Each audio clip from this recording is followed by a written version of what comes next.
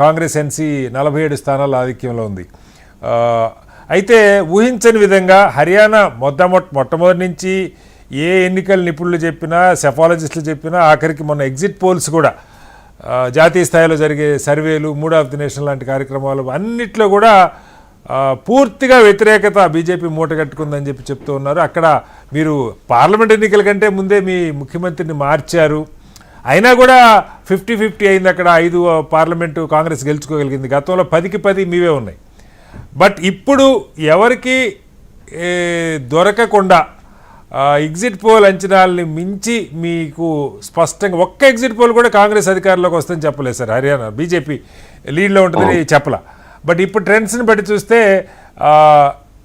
BJP 46 స్థానాల్లో, కాంగ్రెస్ 36 స్థానాల్లో ఉంది. ప్లస్ బీజేపీకి ఐఎన్ఎల్డి ఇతరులు కూడా మద్దతు ఇచ్చే అవకాశం ఉన్న పరిస్థితి కనపడుతూ ఉంది. అన్లెస్ కాంగ్రెస్ స్పష్టమైన లీడ్ తెచ్చుకుంటే తప్ప అక్కడ ఉన్న చిన్న పార్టీలు కానీ, ఇండిపెండెంట్ కానీ, మీ పార్టీలే. జేజేపీ గతంలో మీతోటే కలిసి పనిచేసింది. దేవిలాల్ గారి కుటుంబం 2 పార్టీలకి చీలిపోయింది సంగతి మనం చూస్తూ ఉన్నాం. ఏంటి హర్యానాలో గతంలో లాగా ఇందాక శిరీష్ చెప్పినట్టు ఛత్తీస్గఢ్, మధ్యప్రదేశ్ లాగా కాస్త మ్యాజిక్ చేయబోతున్నారా, లేదంటే ఇది తాత్కాలికమైన టెంపరీగా వచ్చిన లీడ్స్ అనుకోవాలా? కటారి గారు, భారతీయ జనతా పార్టీ ప్రజల యొక్క నిర్ణయాన్ని గౌరవించి శిరస వహిస్తుంది. అది మొదటి నుంచి మేము అదే మాట మేము ఉన్నాం, అదే అయితే ఈ యొక్క ఎన్నికల అంచనాలు అనేక సందర్భాల్లో ఈ యొక్క సర్వే రిపోర్ట్స్ అన్ని కూడా తప్పు, ఫాల్స్ అని అంటలేను కానీ రాంగ్ జడ్జిమెంట్ తో వచ్చినాయి. అది ప్రూవ్ చేసుకున్నాం. మొన్నటి ఎన్నికల్లో ఛత్తీస్గఢ్ లో, మధ్యప్రదేశ్ లో, రాజస్థాన్ ఎక్కడ కూడా బీజేపీ గురించి ఎప్పుడు కూడా పాజిటివ్ రాలే అంచనా. అంతకుముందు గుజరాత్ పోయిందని చెప్పినారు, రాలేదు అంచనా. అన్ని రివర్ట్ అయినాయి కదా. సో వాళ్ళ కృషి ఎంత ఉన్నా వాళ్ళకు కూడా అందకపోవచ్చు. మేము వాళ్ళ యొక్క అంచనాని తప్పు పడతలేము. బట్ ప్రజల యొక్క ఇన్నర్ వాళ్ళ యొక్క సోల్, మనస్సు ఏదైతే చెప్తుందో బయటకు సేమ్ చెప్పలేకపోవచ్చు.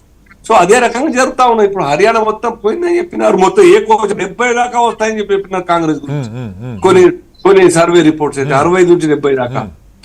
ఆ పరిస్థితి లేదనేది మాకు తెలుసుకో. ఎందుకంటే రైట్లీ సెట్ బై దిలీప్ గారు, చాలా నేను ధన్యవాదాలు చెప్తాను దిలీప్ గారికి. వాస్తవం చెప్పినారు. కట్టర్ గారికి అక్కడ వ్యక్తిగతంగా ఎటువంటి యొక్క మచ్చలేని పరిపాలన అందించినారు. మీరే వచ్చినట్టు కాదు సార్, కట్టర్ని మీ నాయకత్వమే కావాలని మార్చింది కదా, వ్యతిరేకత ఉందన్న. దానికి చెప్తున్నాను చెప్పండి. దాని తర్వాత ఒక 6 నెలల క్రితం సైని గారిని తీసుకురావడం జరిగింది. ఇంకా యంగ్ ఉన్నారు, ఇంకా బాగా మూవ్మెంట్ ఉంటది, అంతకన్నా కట్టర్ గారి కన్నా ఇంకా ఎక్కువ అప్రోచబుల్ సిచ్యువేషన్ ఉంటది, రాష్ట్రం తిరిగి ఇంకా బలాన్ని పెంచే అవకాశం ఉంటుంది అని చెప్పేసి అదొక క్రికెట్ లో, క్రికెట్ లాగా, కబడ్డీ, ప్రో కబడ్డీ లాగా ఎవరిని పంపాలా, ఎవరిని పంపద్దు అనేది all depends upon captain selection. So ఆ రకంగా మేము ఒక గేమ్ ఆడినాం అక్కడ. ఇంకా దగ్గర కావాలి, ఇంకా తొందరలోనే ఇంకా ప్రజల యొక్క మ్యాండేట్ పొందాలా. Despite of all wrong narratives made by Congress party and opposition parties sir. ఎన్ని రకాల అట్రాక్టివ్ స్లోగన్స్ ఇచ్చినారు. పైల్వాన్ అన్నారు, లేకుంటే జవాన్ అన్నారు, లేకుంటే కిసాన్ అన్నారు.